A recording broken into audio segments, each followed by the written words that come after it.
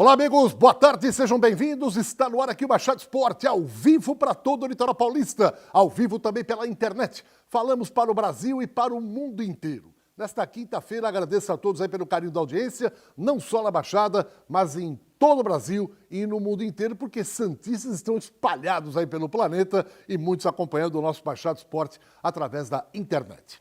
Meus amigos, hoje é quinta-feira, tem muita notícia também do mundo da velocidade. Vamos falar um pouco do clássico de domingo entre Flamengo e Santos, Santos e Flamengo, jogaço da Vila Belmiro.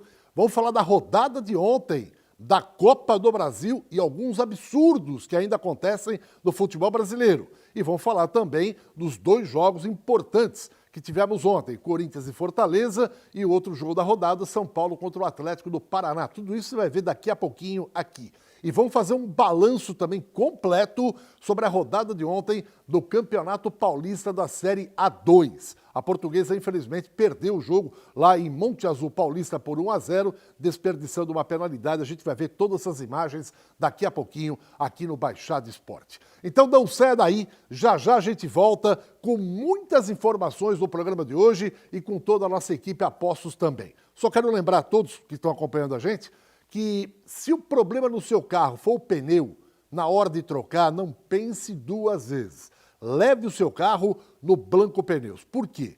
Porque o Blanco, além de ser mais barato, é o maior estoque de pneus em toda a Baixada Santista. Além de pneus, lá você tem rodas esportivas, alinhamento, freio, suspensão, escapamento, amortecedores e uma super troca de óleo, de motor, de câmbio e com todo tipo de filtro. Tem duas lojas, o Blanco, ali na Antônio Merique, em São Vicente. Uma fica no 551 e a outra no 456. Por isso que eu digo para você, pneu barato é no Blanco Pneus. Maiores informações é só pegar o telefone e dar uma ligada, tá bom? Mas não rode por aí não com pneu já, né? Meia vida, porque afinal de contas é a segurança sua e da sua família. Pneus barato é no Blanco Pneus. Uma pausa e tudo isso você vai acompanhar já já aqui no Baixada Esporte. Segura aí. Bom, de volta aqui para mais um bloco do Baixada Esporte. Deixa eu pegar uma boa tarde aqui do nosso comentarista Tony Vasconcelos. E aí, Tony, meu amigo, nosso Tony Blair. Tudo bem, Tony? Tudo bem, Edson. Boa tarde a você, boa tarde a todos que nos acompanham aí no Baixada Esporte. Realmente aguardando Santos e Flamengo no domingo, Portuguesa e Votuporanguense em casa. Portuguesa tentando de qualquer maneira a vitória, precisa vencer para se classificar, é o que se espera. Muita velocidade no último final de semana e teremos o Grande Prêmio da Bélgica, já com os treinos a partir de amanhã, nesse final de semana, mais uma corrida da Fórmula 1. Então daqui a pouco a gente fala de Portuguesa Santista, vamos falar de Santos e Flamengo, vamos falar da Copa do Brasil ontem, os dois jogos do Brasileirão. Vamos começar já com velocidade. Eu queria que você falasse um pouquinho da Stock Car domingo. O que eu achei muito legal, Tony, puxa vida, maravilhoso, foi a iniciativa do prêmio de 1 milhão ser cedido a instituições de caridade. Que exemplo esse esporte deu, hein, Tony? Olha, sem dúvida, Edson, é realmente a corrida do milhão solidário, como foi chamada este ano. É a 7ª vez que a corrida do milhão é sediada em Interlagos e a Stock Car deu uma lição de fato, porque pode confiar, viu? Aí todo mundo tem condição, ninguém precisa fazer nenhuma maracutaia, tá? Antes que alguém pense, mas o milhão, pode confiar que o milhão foi doado e para quem precisa. A Stock Car arrecada, que já é normal para pagar o prêmio, e esse milhão foi doado. Uma corrida muito bonita, muito disputada, tivemos aí o Ricardo Zonta vencendo, mas a movimentação extremamente intensa, apesar da curta duração da prova, né? Os senhores estão vendo 40 minutos mais uma volta, e a prova poderia até... Eu sempre defendo que a Stock Car chegue num ponto futuro que ela possa fazer uma prova um pouco mais longa, principalmente algumas provas no ano.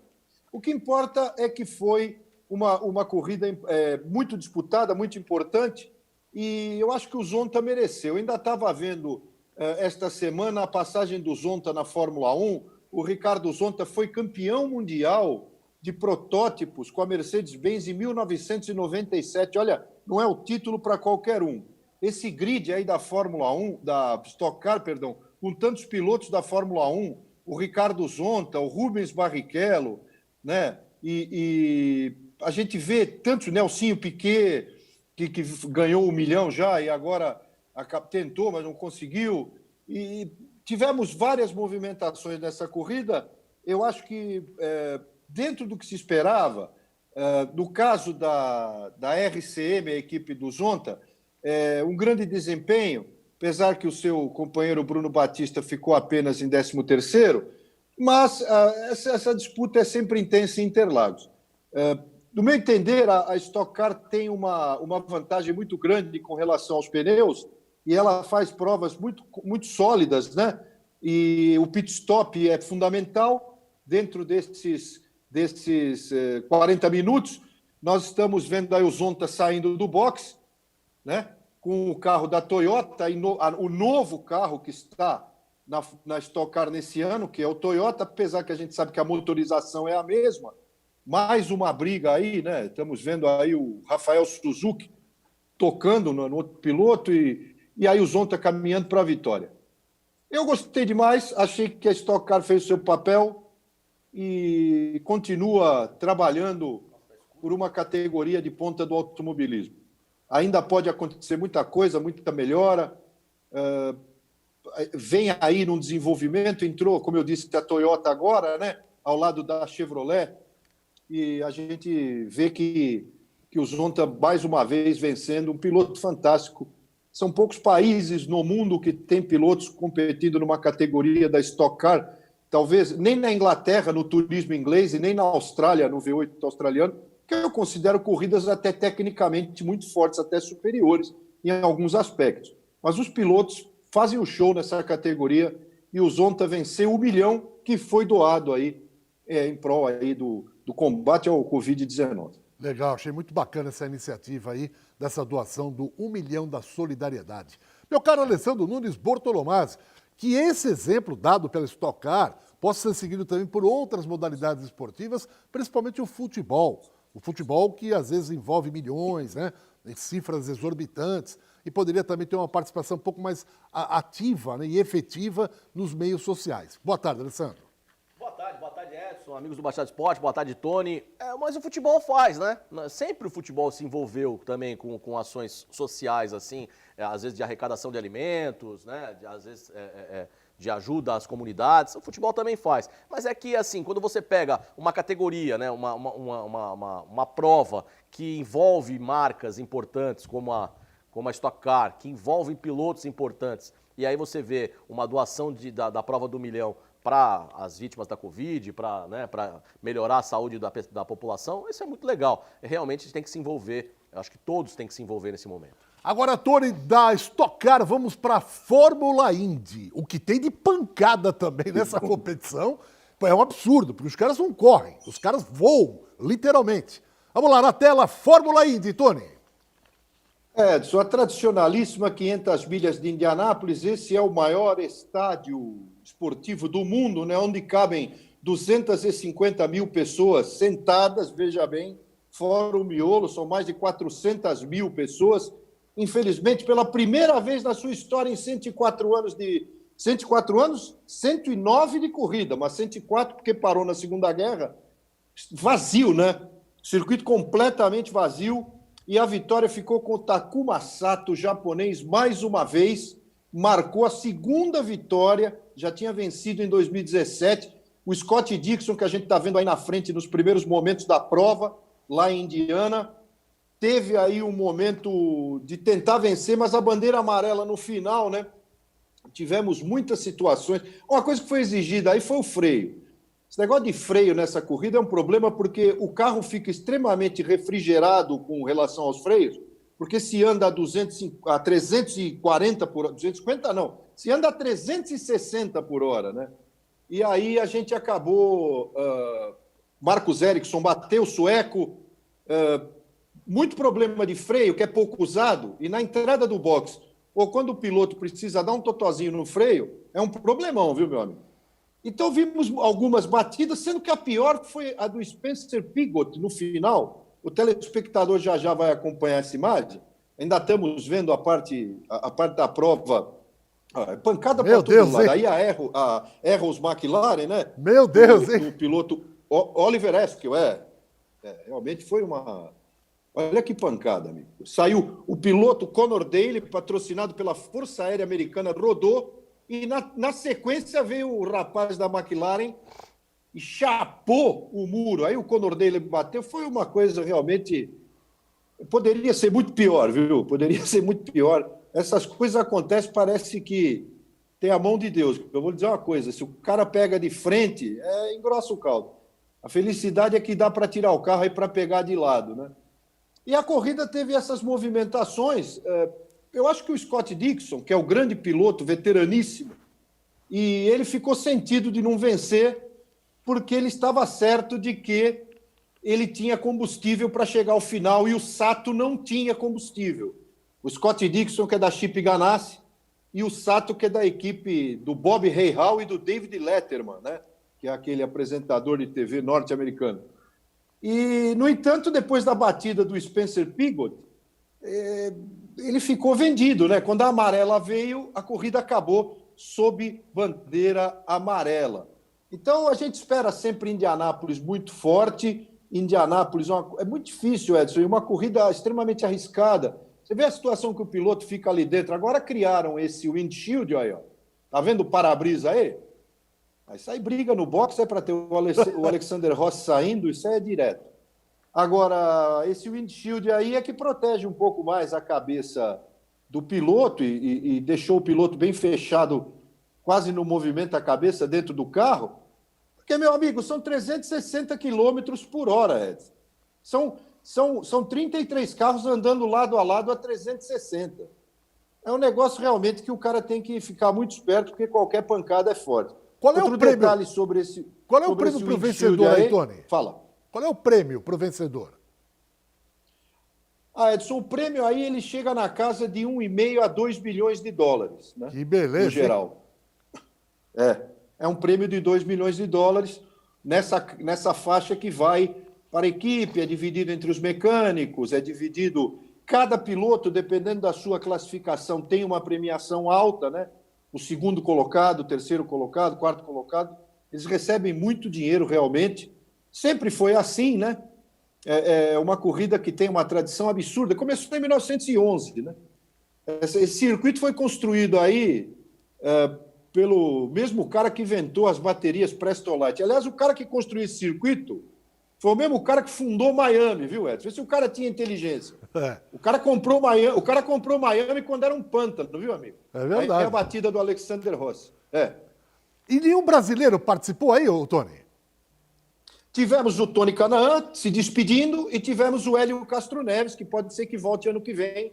Não foram bem, ficaram em posições lá intermediárias, tentaram muito, mas o Kanaan se despede das 500 milhas, né? O último ano do Tony Kanaan, campeão de 2004 e vencedor das 500 milhas, ele se despede da Fórmula Indy. Não sei se volta para fazer mais uma 500 milhas. O Hélio, que já venceu 3 vezes, o cara é fantástico nesse circuito, é um dos maiores da história. Pode ser que ele volte ano que vem, né? Ainda está na esperança de vencer mais uma para se igualar aos principais vencedores, né? O AJ Foyt, o Al Unser-Pai, o Rick Mears, que são os maiores da história dessas 104 corridas. Agora, eu quero frisar aos amigos que nos acompanham, que são admiradores da colônia japonesa aqui em Santos, ou são descendentes japoneses, que essa vitória do Takuma Sato, a segunda, é a maior conquista individual de um esportista japonês na história. A primeira já foi em 2017. E ele repicou, viu? Então, o Sato, porque é quase inviável, Edson, que um japonês saia do Japão, faça uma carreira de Fórmula 1 longa e depois vá para a Índia e ainda ganhar 500 milhas. É impossível. E o cidadão realmente é um monstro e conseguiu, anda muito forte o japonês. Aí a pancada do dia. Essa foi para chamar Jesus, eu vou lhe contar. Se esse carro fosse o carro dos anos 70, tinha morrido. É o Spencer Pigot, piloto jovem, que tenta aí a sua carreira, mas ele bateu no único lugar que não pode. Ó. Ele veio para dentro e encheu a entrada do boxe. Olha aí, meu Deus do céu. Ele bateu aí a mais de 270 por hora. E saiu inteiro, hein? Sorte que o carro saiu. Ele saiu de maca, meio zonzo, mas não quebrou nada, já está tudo bem com ele. Mas vou dizer uma história, amigo. É uma pancada para o cara ficar procurando uma semana aí a porta de casa, porque foi muito feia, foi muito feia. E pior se ele entra no box, se ele não bate ali e entra no box, ele pegava alguém lá dentro. Mas graças a Deus não houve nada demais e o Sato venceu, está aí no fundo o barbudo lá, o David Letterman. E foi uma grande vitória, sem dúvida, o japonês merece, a Fórmula Indy continua aí, o campeonato tem mais provas pela frente. Bom, já já a gente fecha esse bloco aqui da Fórmula 1, do mundo da velocidade, com também hoje a Fórmula Indy, Stock Car e já já tem o MotoGP. Olha que deu pane no celular, não fique preocupado, traga aqui na Top Center. Agora o novo horário, hein? Agora é do meio-dia às 8 da noite, aumentou, tá? Então você pode chegar aqui ou meio-dia, 1 da tarde, a hora que você quiser, até 8 da noite. Você vai trazer o celular e a Top Center arruma para você na hora. E tem todo tipo de acessório que você precisar. Capas, películas, carregadores, baterias. E você que não quer sair de casa e mora aqui em Santos, é só ligar nesse telefone da tela aí, ó, 98801-5626. Eles mandam um técnico, avalia, faz o orçamento, você aprovando, eles arrumam e você paga em 12 vezes no cartão. Não entregue o celular na mão de qualquer um, não. Eles estão aqui há 10 anos, tradicionais, competentes, têm credibilidade no mercado, tá bom? E fica bem ao lado da porta principal da Unisanta. Top Center. Alessandro, você gosta de moto também, GP, né? Ou não? Não vou muito com a cara de moto, não. Acho que moto é bem perigoso. Não, eu também não gosto. Andar de moto eu não gosto, mas ver... Edson, eu tô numa idade já que eu tenho que ser sincero, não é verdade? Eu não paro pra ver o cara correndo de moto, não paro. Não, para? Não. Agora, automobilismo eu gosto. Fórmula 1, Fórmula Indy, Stock Car eu gosto. Agora, moto não paro pra assistir, não. E eu já acho o contrário, eu vejo mais emoção na MotoGP. Vamos ver como é que foi a MotoGP da Áustria, meu caro Tony. E tem novidade desse vencedor da prova, hein? É isso aí, é a GP da Estíria, né? Onde teve o gravíssimo acidente semana passada, né? E aí no Red Bull Ring, mais uma vez. Esse caso aí foi, olha, o Maverick Vinales estava com problema de freio, rapaz. Olha onde foi a moto dele, ele se atirou da moto para não bater. Olha lá, ele se joga da moto, na reta, porque senão ele era de frente para o muro. Foi um caso muito sério também, mais problema de freio nessa prova. E foi uma briga danada, né? A Ducati brigou, o Dovizioso brigou com a KTM, e no final, o Vinales se atirando da moto. O senhor já se atirou da moto para não bater? Olha aí, pelo amor de Deus. Que pancada, viu? Falta de freio no final da reta deve ser meio triste. O cara tá 270 e falta freio. Bandeira vermelha, nova largada, Suzuki na pole. E a gente viu uma vitória do português Miguel Oliveira com a KTM. Mais uma vez, uma vitória da moto austríaca. O Miguel Oliveira, na verdade, primeira vitória de um português na categoria principal em 72 anos, quase 72 em MotoGP, né? Porque o Miguel Oliveira é dentista, por luxo, o rapaz é dentista ainda. E ele é chamado dentista voador. E ele acabou dando um drible, que nós vamos acompanhar depois aí no final. E realmente foi um drible que ele deu na Ducati, na briga final. Olha que pega legal esse aí, Tony. Olha que pega legal. O Paul Espargaró, né, brigando aí na freada, essa subida aí, que na Fórmula 1 é feita em uma velocidade até maior, mas é uma freada muito difícil, essa curva 3, né? Essa curva 3 aí, se o cara errar, é muito complicada realmente. E pode dar um toque também na roda traseira do dianteiro, né? Exatamente. E é muito difícil andar de moto nesse circuito, né? O circuito não é que os outros sejam mais fáceis, mas esse circuito não favorece nada, né? É muito perigoso e tem algumas subidas que prejudicam muito a tomada de curva, mas faz parte, né? Os pilotos não gostam muito, não. E aí tá vendo a chegada, olha aí, olha o Oliveira lá em terceiro, ó. Vem brigando a Ducati com a outra KTM e o Oliveira foi, olha rapaz, o português passou. E lá vai ele. Miguel Oliveira e a Tec 3, olha. Miguel Oliveira e a Tec 3, vitória da equipe satélite da KTM. Então, acho que foi um negócio bem legal que a gente viu, porque essa briga favorece, né? Com a saída do Marc Marques, o Marc Marques não deve voltar ao circuito, porque quebrou o braço na primeira corrida, né? E como esses caras já... Aí a vitória, aí a passada do Português Oliveira saiu de terceiro para primeiro a 200 metros da chegada. Se tanto, hein? E essa vitória ficou na história, sem dúvida nenhuma. É a prova de número 900 da história da categoria, desde 1949. E o português, pela primeira vez, um português subindo ao degrau mais alto do pódio. Então, festa em Portugal. Portugal que já ganhou o Campeonato Mundial de Fórmula E com o Antônio Félix da Costa, foi recebido lá no aeroporto de Lisboa com festa. E agora mais essa, um português vencendo na MotoGP, Edson. Legal, então. Tony, fechado hoje, essa quinta-feira, por tantas informações aí do mundo da velocidade. E agora vamos aguardar o final de semana, tem Grande Prêmio de Fórmula 1. E na semana que vem, você com o Ney Faustini, com o Blanco também aqui, fazendo um balanço geral. Obrigado para você, Tony, uma ótima semana. E domingo vai briosa, hein?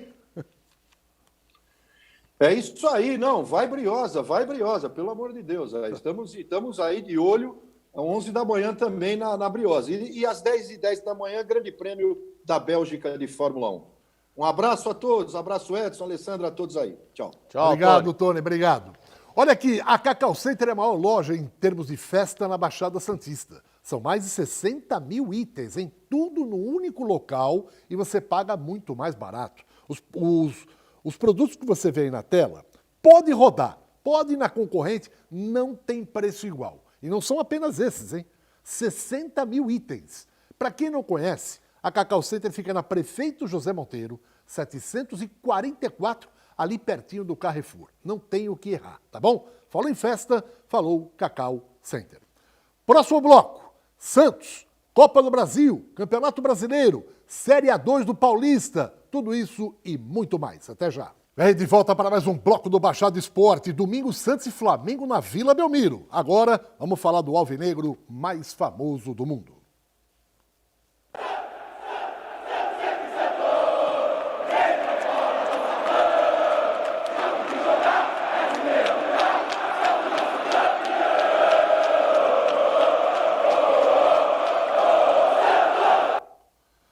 E o Lucas Geríssimo trabalhou forte já avisando o jogo de domingo. Vamos ver.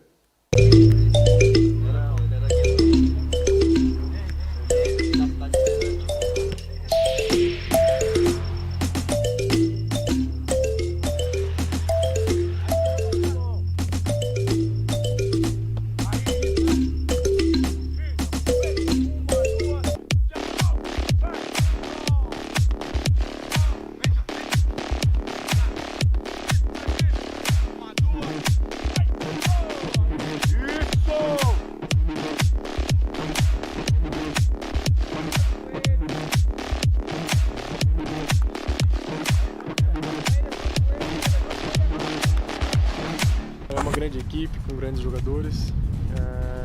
Não vai ser um jogo fácil, vai ser um jogo difícil. Porém, a gente, na nossa casa, a gente tem que se impor.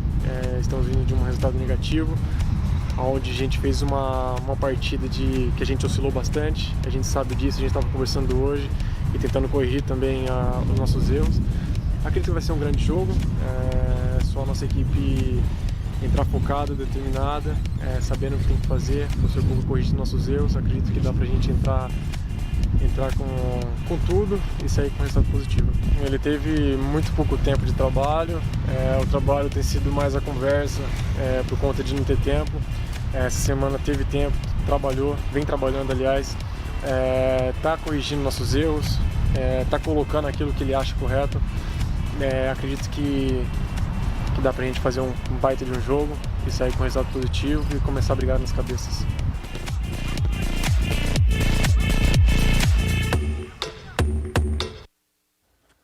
Olha, o Marinho, que a gente disse que já estava liberado, de repente mudou um pouco a coisa e agora voltou a fazer um outro tratamento e tal, e já não é tão certa a presença dele no jogo do Flamengo. Eu até acho que ele vai jogar. E outro também que sentiu foi o goleiro Vladimir. Mas o João Paulo está bem, não há problema. Pelo lado do Flamengo, já está confirmada a estreia do Isla, lateral direito, vai jogar domingo. O que não está confirmado são as presenças do Rodrigo Caio e do Gabigol. Eu acho o Gabigol, sinceramente, não tenho nada a dizer assim para afetar. Olha, será que ele está dando migué, não está dando migué? Mas eu acho que se ele não tiver 100%, ele também não vai fazer questão nenhuma de jogar domingo aqui na Vila Belmiro. Mas que vai ser um jogão, vai ser. Por né? que você acha que o coração dele bate mais forte? Ele tem afinidade com a cidade. Afinidade, que afinidade. Tem sim, Alessandro. Que afinidade, Tem para. Que afinidade é dinheiro no bolso, para. Esses caras não têm afinidade por ninguém. Esquece. E o jogo em si, o que você acha? Flamengo vai ser um jogão. Pena que não pode ir assistir, né? Pena que não pode ter público, tem que ficar em casa, né? Mas vai ser um jogão, com certeza, um grande clássico. O Flamengo em baixa, né? Porque o técnico ainda o Domenech ainda não se ajeitou com a rapaziada. Então vamos ver o que vai acontecer aqui na Vila Belmiro no próximo domingo. E a provável escalação do Santos, o Cuca acena com a possibilidade de jogar com o Jean Mota, mas ele fala que o problema é pelo lado direito, que o Santos não está legal. Ele quer um cara que jogue por ali. Fez até um trabalhinho com o Thaílson, mas ele falou que o Thaílson não correspondeu. Né? Ele ficou até um pouco assim, chateado e tal. Então ele falou, se eu colocar o Jean Mota não é destro, é canhoto. Então vai ficar penso para um lado e tal, e não vai ficar legal. Então ele está querendo que o Santos contrate um meia de ligação. Mas, Cuca, o problema todo é grana. Onde está a grana? Porque para contratar, precisa pagar lá os alemães do Hamburgo, caso do Kleber Reis. Né? Essa é a batata que fica assando o tempo inteiro. Então vamos esquecer temporariamente a palavra reforços. A hora que vier a notícia, Santos quitou a dívida com o Hamburgo. Aí é só torcer para o Pato não colocar nada, para o time do Atlético Medellín também não colocar nada do Felipe Aguilar, deixar tudo legal e aí tentar contratar alguém. Gente, ontem tivemos a Copa do Brasil e um dos maiores absurdos que eu já vi em 40 anos de carreira. Me lembrou os tempos da várzea. Vitória e Ceará. Foi 4-3, um jogão. Foi Vitória e Ceará. Primeiro tempo, 2-1 pro Vitória. Vamos ver aí. Primeiro gol do Vitória. O primeiro jogo tinha sido lá em Fortaleza. O Ceará tinha ganho por 1-0. Acabaram com o critério, e eu acho isso a melhor coisa que fizeram. Gol fora vale dobro, tem peso. Isso é um absurdo. Um absurdo. Então, ainda bem que tiraram isso do regulamento. Então aí, ó, beleza. Vitória 1-0, sem público, mas é claro que a torcida, a diretoria, todo mundo empolgado. E aí o Fernando Praz faz esse pênalti no atacante do Vitória. Né? Sai com o pezinho lá e com o corpo em cima do peito do atacante, indiscutível a penalidade. E o Carleto, que jogou aqui no Santos, foi cria da casa aqui, foi lá e mete 2-0. Isso tudo no primeiro tempo. Tá bom? Aí, todo mundo festejando, pô, que legal. Então, é um clássico, né, Alessandro? Vitória e Ceará. Lá do Nordeste, coisa realmente muito acirrada a disputa, a rivalidade. Aí um pênalti bobo, mas foi. O juizão muito bem colocado. O cara domina a bola dentro da área, não ia acontecer nada aí, ó, nada. Aí o cara vai e mete um rapa. Foi falta. Falta, e o cara até levantou, sem rapidamente. Falta clara. Falta claríssimo. E o juiz bem perto do lance, ele meteu na cal direto. Aí, vai lá, Ceará diminui. 2-1. Muito bem. Isso o primeiro tempo. Jogo transmitido pelo Brasil. Copa do Brasil é uma competição que mais paga, mais do que o próprio Campeonato Brasileiro. São mais de 60 milhões para o campeão. E ontem, transmissão ao vivo para todo o Brasil. Termina o primeiro tempo. 2-1, vitória. Aí o presidente do Vitória entra em campo e acontece isso aqui, ó. Põe no ar. Se apanha. Você sabe que aqui se apanha. Comigo a história é outra. Vergonha, velho. Você não sabe disso? Tô falando, Fica tô caladinho fazendo o aí, quê, rapaz? seu vagabundo. Tô fazendo o quê, rapaz? Que? Me dou porrada. Seu vagabundo. Vem então. Ofendendo o Vinícius Essa é outra. e a Se assessoria apanha, seu vagabundo. do Ceará tirou o jogador da entrevista, porque o presidente do Vitória está aqui procurando briga com o jogador. Olha, põe de novo essa imagem daqui a pouquinho. Isso me lembra, sabe o quê? Meu falecido tio, que Deus o tenha, chamado Ângelo Calegares, que era apelidado de isqueiro pelo tamanho dele. Meu tio contou, meu tio apitava jogo, ele era árbitro, e bom árbitro. Teve um jogo, um festival, hoje a molecada não sabe nem o que é festival. Antigamente na Várzea tinha muito festival. Eu sou de São Paulo, a gente acompanhava os festivais e tal. Tinha a prova de honra. Meu tio foi apitar um jogo, ele morava no Brás, do time que era do bairro, chamado Ápia, que é de São Paulo, os mais antigos, o Gigi, por exemplo, com certeza sabe. O Ápia era um dos mais tradicionais times da várzea, ali do Brás, né? A colônia espanhola, de feirante, os caras iam de caminhão, a torcida, levavam a torcida de caminhão. Foi fazer um jogo, prova de honra, contra o Santa Cruz em Guaianazes. Isso há 50 anos atrás. Você faz ideia o que é Guaianazes hoje? O que é Guaianazes há 50 anos atrás? Meu tio foi com a equipe do Ápia. Então, na época, como é que era? O time mandante, quando chegar para o visitante, faz um acordo. Ó, você tem um hábito aí, quer apitar o teu, eu apito o meu e tal. O presidente do Santa Cruz e Guaianazes, que era um tipo de um barradão, meu tio falou que era um campo, era um buraco, morro, e ele olhava e não via terra do morro, ele só via gente, apinhado de gente. Aí o cara do APA falou assim pro presidente do Santa Cruz e Guaianazes, ó, o isqueiro apita bem. Aí ele pegou o apito e falou pro meu tio assim, isqueiro, era o apelido dele, pode apitar. Meu tio falou, eu fiquei gelado. Peguei o apito e falei, não. Ele olhou e falou, meu Deus do céu. Aí disse que o presidente falou assim para ele, aqui mando eu, fica tranquilo.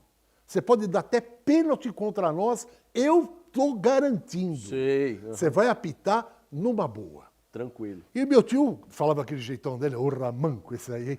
Se me dou um pênalti, ele falava assim, se dou um pênalti contra esses caras, eu saio morto daqui, ele falava. Aquele jeitão italiano dele. Graças a Deus ele falou, ele apitou direitinho. Apitou direitinho. E o Santa Cruz e E ele olhava toda hora pro banco. Toda hora ele olhava pro banco, o presidente, tá tudo bem, né? Não, e o Santa Cruz e Guaianazes ganhou. A prova de honra levou o título. E o Ápia com aquele timaço todo, mas deu. E meu tio agradeceu. Isso daí não acontece na várzea, meus amigos. O Paulo Carneiro, que há 500 anos é presidente do Vitória. Põe de novo essas imagens aí. Me lembra Santa Cruz e Guaianazes e Ápia. Há 50 anos atrás, festival. Apanha. Comigo a história é outra. Vergonha, Você não velho. sabe disso? Tô fazendo Fica o quê, rapaz? Seu vagabundo. Tô fazendo o quê, rapaz? Que? Me dou porrada. Seu vagabundo. Vem então. Ofendendo o Vinícius Essa é outra. e a Me se assessoria apanha, seu vagabundo. do Ceará tirou o jogador da entrevista, porque o presidente do Vitória está aqui procurando briga com o jogador. E agora vamos ver como é que foi o segundo tempo. Porque o Vitória ganhava por 2-1 e tomou a virada do Ceará. E eu quero que o Alessandro me fale duas coisas. Primeira. O que pode a CBF fazer contra o senhor Paulo Carneiro e contra o Vitória da Bahia? Essa vergonha aí, Alessandro. Tinha que ser banido, mas não vai ser, né? Ele tinha que ser banido do futebol já há muito tempo, porque se o time do Vitória tá na situação que tá hoje, tá na segunda divisão, né? Tá na Série B. É porque esse Paulo Carneiro aí tá lá há quantos anos lá tomando conta do Vitória, né? Vendendo o jogador das categorias de base sem sabe lá como Deus. Mas ele modernizou, mas é aquele tipo de dirigente que tem que acabar no futebol brasileiro. Tinha que banir do futebol brasileiro, mas não vai ser banido. Não vai ser banido porque tem muito apadrinhamento na CBF, tem muito... Agora, o cara entrar em campo pra ameaçar um atleta... E na hora da entrevista, Alessandro... que é isso? O canal da Sport TV tá transmitindo o jogo... E outra coisa, o que o cara fez pra ele ficar tão revoltado assim? E nem ele soube. E outra coisa que eu tô te falando, como é que ele entrou no campo? Não tem policiamento nesses jogos? Mas ele manda lá. Não é que nem o cara do Santa Cruz lá, né? Aqui mando eu, fica tranquilo que aqui mando eu. Olha pro banco. Se você for dar pênalti, olha primeiro pro banco. Se eu fizer o sinal de ok, você dá. Se não fizer, não dá, meu amigo, entendeu? É isso, infelizmente é o futebol brasileiro, né? O futebol brasileiro continua uma várzea. É isso aí. O futebol brasileiro continua uma várzea. E sendo que a várzea ainda às vezes é muito melhor do que esse tipo de coisa que a gente está vendo. Então você acha que o afastamento... Tem que banir do futebol. Tem que banir. CBF tem que banir ele do futebol brasileiro. Porque, olha, gente, esse foi um golaço aí, hein? Foi maravilhoso. Ceará ganha por 4-3, muito bem, portanto... eliminou Vitória? Eliminou. Vitória tá eliminado? Tá eliminado. Parabéns, Paulo Carneiro. É isso aí. Olha, belo gol. Sabe o que me pareceu o Paulo Carneiro? Aqueles ter... coronéis que já estão falando do Nordeste. Mas é isso aí. Aqueles coronéis que falam assim... Você lembra de uma história que contaram pra gente na época da Piaçava? Você lembra dessa história? Lembro. Que o prefeito de Ilhéus desafiou o Antônio Carlos Magalhães, que ele não ia fazer a rodoviária de Ilhéus, e o Antônio Carlos Magalhães era governador do estado da Bahia, e o prefeito de Ilhéus desafiou, falou que se ele fizesse a rodoviária, que o presidente de Ilhéus vestiria a saia. Né? E aí o Antônio Carlos Magalhães chegou a notícia para ele falar, tá bom. Aí demorou 6 meses, a rodoviária estava pronta. Aí o Antônio Carlos Magalhães foi inaugurar a rodoviária lá de Ilhéus, com uma saia na mão. Falou, prefeito, tá aqui a saia pra você vestir agora. Bom, vamos ver como foram os outros jogos na tela aí, só para ver quem passou, né? Os resultados e quem passou. O Vasco perdeu a primeira pro Goiás e ontem ganhou nos pênaltis por 3-2. Segue Sufoco, o Vasco hein? da Gama. Sufoco, hein? O Juventude, que havia empatado, né, com a América de Natal, o outro jogo deu empate, mas nos pênaltis o Juventude levou. Então os dois jogos, mesmo resultado 1-1, e o Juventude na penalidade foi adiante. Outro resultado aí, Figueirense ganhou a primeira do Flu, mas tomou de 3, o Fluminense vai adiante na competição. Tivemos também Ponte Preta que meteu 3-0 no Afogados e 2-0 lá. Ponte Preta vai embora, segue adiante.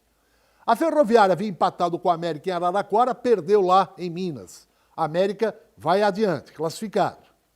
O Ceará ontem ganhou do Vitória lá 1-0, ganhou de 4-3 ontem também. Ceará segue adiante. O Vitória eliminado. O Botafogo tinha ganho do Paraná por 1-0, ganhou do Paraná por 2-1. Botafogo classificado também. O Cruzeiro perdeu em casa para o CRB e empatou, perdeu no Mineirão, e empatou 1-1 no Rei Pelé. Está eliminado o Cruzeiro, Que segue fase, adiante hein? o CRB. Que fase do Cruzeiro, hein? E perdeu 2 milhões, hein? Lá que a grana tá faltando. Que fase Perdeu do Cruzeiro, rapaz. 2 milhões em que grana. situação que a Raposa tá vivendo nesse momento, né? Bom, agora eu vou falar um pouquinho do Corinthians e de Campeonato Brasileiro. Pelo amor de Deus, que jogo, que mediocridade, que irritante, que falta de capacidade técnica, de inteligência. Uma Champions League, você vê um jogo do campeonato inglês, né, da Premier League, e aí você vê Corinthians e Fortaleza, entendeu? Porque não dá pra você acreditar num jogo como foi o jogo de ontem, pelo amor de Deus. E aí o gol, né?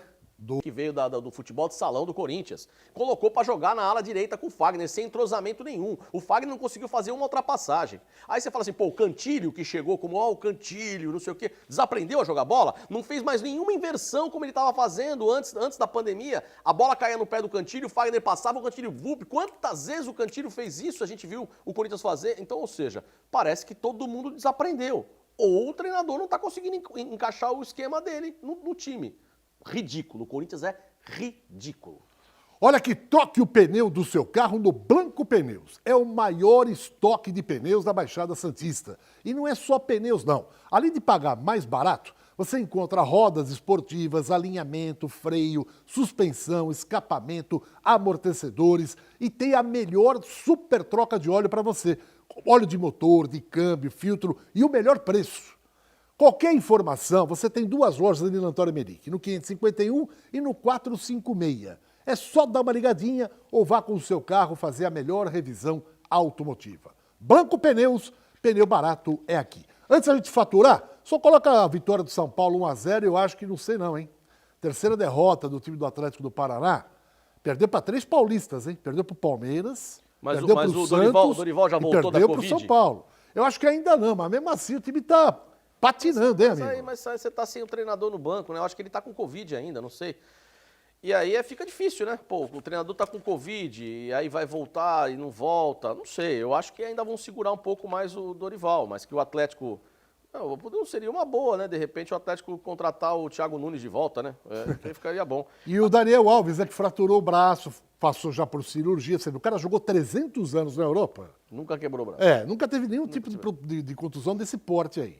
Tá no Brasil há pouco tempo, já fraturou o braço, né? Infelizmente, né? Será que pro São Paulo foi bom? Com todo respeito ao histórico do Daniel Alves. Mas não falam?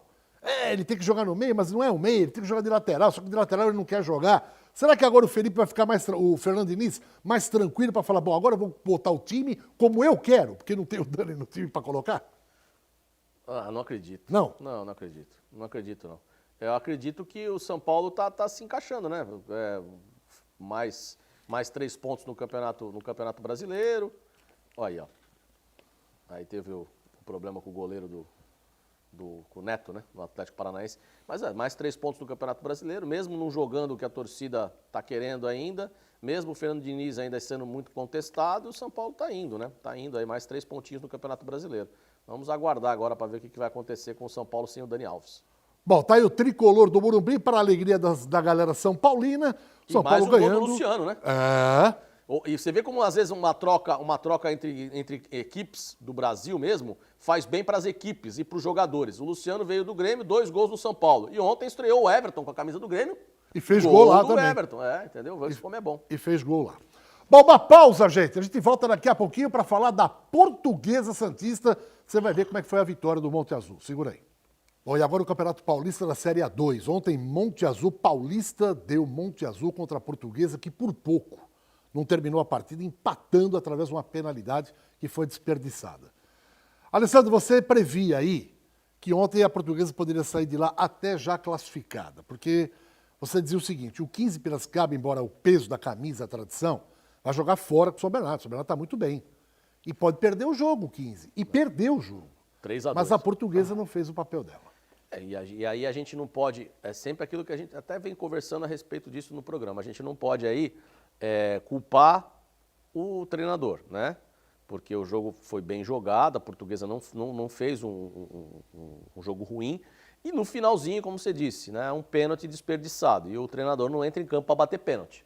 Tivesse feito esse pênalti, o Si não entra em campo, né? Mas se tivesse feito esse pênalti, o empate lá, a Portuguesa hoje estaria numa condição um pouco mais confortável por conta da derrota do 15 de Piracicaba. Mas, dos males o menor, vai decidir o jogo em casa contra a última colocada do Campeonato Paulista da Série A2, que é a Votuporanguense.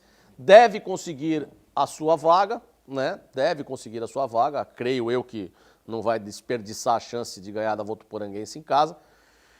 E aí vai para o mata-mata, né? Que não é um mata-mata, é um mata. E isso que vai ser ruim para a Portuguesa, porque a Portuguesa vai ter que jogar a sua partida fora de casa, né? E deve acabar aí na sexta ou na sétima colocação, pegando o segundo ou o terceiro colocado. Deve enfrentar aí um São Caetano pela frente, né? Vai ser complicado, mas... E o gol que nós vimos do Monte Azul, o jogador da Briosa não pode tentar dar um drible na saída de bola, ali próximo da meia-lua da grande área. O cara perdeu a bola ali, entendeu? E foi fatal. Tomou um gol bobo. Um gol que não pode tomar. Né? Ninguém pode sair jogando ali pelo corredor central, perdendo uma bola de frente pro gol ali. Olha o pênalti. Finalzinho do jogo, né? Há 46 minutos já, um além do tempo. Finalzinho do jogo, pênalti para a Portuguesa. Quem vai para bater? O mesmo que fez os 2 gols da Briosa no domingo, no jogo contra o Juventus. E aí ele foi para a bola. Vamos ver o pênalti, o narrador tá esperando. O jogador atento, correu para a bola e... Ele tirou muito do goleiro. Pelo amor de Deus, hein? Mas o goleiro foi bem na bola, por isso que ele tirou tanto. E aí quase toma o segundo, né? Quase toma o segundo já no desespero aí, no final da partida. Quase toma o segundo. Bom, essa vitória aí do Monte Azul, como o Alessandro falou, é preocupante mas a Portuguesa está em 8º e só depende dela. O último jogo é domingo contra a Votuporanguense aqui, 11 da manhã. A Votuporanguense não está rebaixada, ela é a lanterna, mas ela tem uma chance de escapar. Se ela ganhar da Portuguesa, a Penapolense perdeu o jogo dela. Aí passa e se safa do rebaixamento. Então ela vem aqui para jogar a vida dela, a cartada final. Então não vai ficar lá atrás. Vai ter que se arriscar também. Um motivo a mais para a Portuguesa tirar vantagem. Vamos colocar como é que foram os resultados de ontem e como ficou a classificação. Nós tivemos a Penapolense perdendo para o RB Brasil por 2-1, o Monte Azul 1-0 na Briosa, Votuporanguense, que vai jogar com a Briosa em casa, perdeu para o São Caetano 3-0. Será que a Portuguesa não ganha desses caras domingo aqui? Vamos lá. O Atibaia, né? Volta o jogo do Atibaia ali que não deu tempo de eu ler ainda. O Atibaia ganhou de 3-1 do Rio Claro. Segue adiante. O Sertãozinho ganhou do Taubaté 2-0.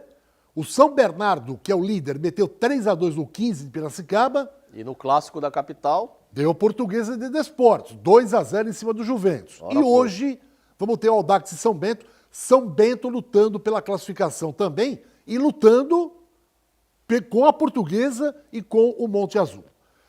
Última rodada, domingo. Portuguesa, Santista e Votuporanguense. Resumo da ópera. Ganhar a Portuguesa qualquer resultado? Está classificado. Está classificado. Pode ser em 8º ou pode ser até em 7º, dependendo do resultado do Monte Azul e do Juventus, enfim. São Caetano e Audax. Juventus é vida ou morte para ele contra o Atibaia. para buscar uma vaga de classificação. São Bernardo contra o Monte Azul. Monte Azul também E aí é vai confronto direto, né?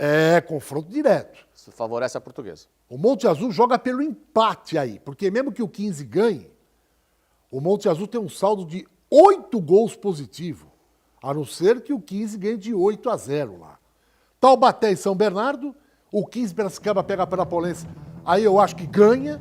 O RB Brasil enfrenta a Lusa do Canindé e o Rio Claro enfrenta o último jogo, não estou chegando direito ali, Sertãozinho. O jogo lá na Toca do Leão. Meus amigos, é isso aí. Vamos embora, Alessandro. Vamos embora, Edson. Um abraço e E a sua mensagem final. Até amanhã para todo mundo e vamos esperar que o futebol brasileiro ressurja. Futebol ressurge, futebol. Gente, muito obrigado mais uma vez pelo carinho da audiência. Baixada Esporte volta amanhã ao meio-dia. Um abraço a todos e até lá. Tchau.